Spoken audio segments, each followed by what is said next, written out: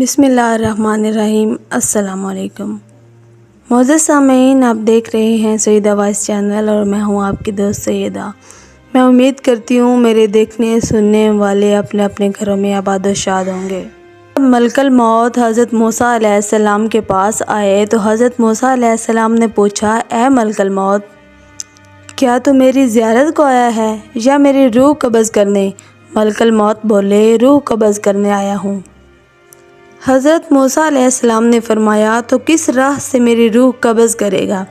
ملک الموت بولے، تمہارے منہ سے۔ حضرت موسیٰ علیہ السلام بولے، تجھ کو معلوم ہونا چاہیے کہ میں نے منہ سے تمہارے خدا سے تکلم کیا۔ انہوں نے کہا کہ میں آنکھ سے نکال لوں گا۔ تو حضرت موسیٰ علیہ السلام کہنے لگے کہ یہ آنکھ سے میں نے خدا کا نور دیکھا ہے۔ انہوں نے کہا، اچھا، ہم پیر کی راہ سے نکالیں گے۔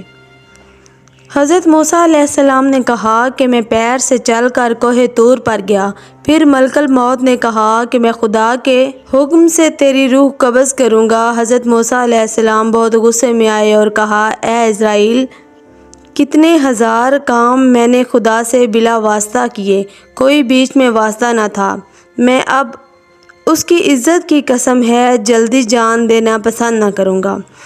اللہ سبحانہ تعالیٰ سے میرا اور بھی سوال ہے۔ ملک الموت یہ سن کر چلے گئے۔ جناب باری تعالیٰ میں عرض کی کہ خدایا، تجھ کو خوب معلوم ہے جو موسیٰ علیہ السلام نے مجھ سے کہا کہ اس وقت میں جان دینا پسند نہ کروں گا۔ پھر خطاب آیا، اے موسیٰ، تو میری طرف آنے کو راضی نہیں ہے؟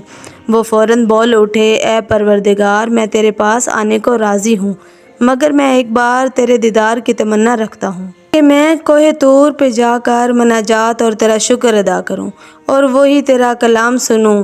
ہزار جان فدا تیرے نام پر۔ بس حضرت موسیٰ علیہ السلام نے کوہ طور پر جا کر عرض کی کہ خدایا، اپنی آل اور امت تجھ کو سونپی، اس کو اپنی رضا پر راضی رکھیو اور ان کو مال حرام سے باز رکھیو اور ان کو روزی میں حلال دیجیو، کیونکہ میری امت ناتواں ہے۔ صدا آئی، اے موسیٰ، زمین پر عصا مارو۔ جب مارا تو پھٹ کر دریا نکلا۔ پھر حکم ہوا کہ دریا میں عصا مارو۔ جب مارا تو اس کے اندر سے ایک سیاہ پتھر برآمد ہوا۔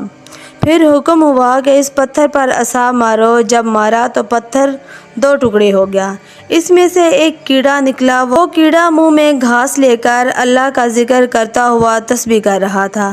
اے پروردگار، تو مجھ کو دیکھتا ہے اور میرا کلام سنتا ہے اور میری جگہ جانتا ہے اور روزی پتھر کے اندر پہنچاتا ہے۔ تو نے کسی کو محروم نہیں رکھا، اپنے فضل و کرم سے تو نے بھوکا نہیں رکھا۔ بس جناب باری تعالیٰ سے ارشاد ہوا، اے موسیٰ، کارے دریا تحت الثری میں پتھر کے اندر کیڑے کو روزی پہنچاتا ہوں۔ میں اس کیڑے کو بھی نہیں بولا تو میں تیری امت کو کیوں کر بولوں گا؟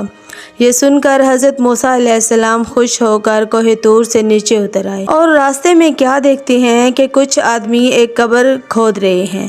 حضرت موسیٰ علیہ السلام نے ان لوگوں سے پوچھا کہ کس واسطے یہ قبر کھود رہے ہو؟ انہوں نے حضرت موسیٰ علیہ السلام سے کہا، جو صاحب قبر ہے وہ تمہارے قد کے برابر ہے، ایک بار تم قبر میں اتر کر تو دیکھو تمہارے قد کے برابر ہوئی کہ نہیں۔ تب حضرت موسیٰ علیہ السلام نے قبر میں اتر کے دیکھا اور کہا، یہ کیا خوب جگہ ہے، کاش یہ قبر میرے لیے ہوتی تو کیا خوب تھا۔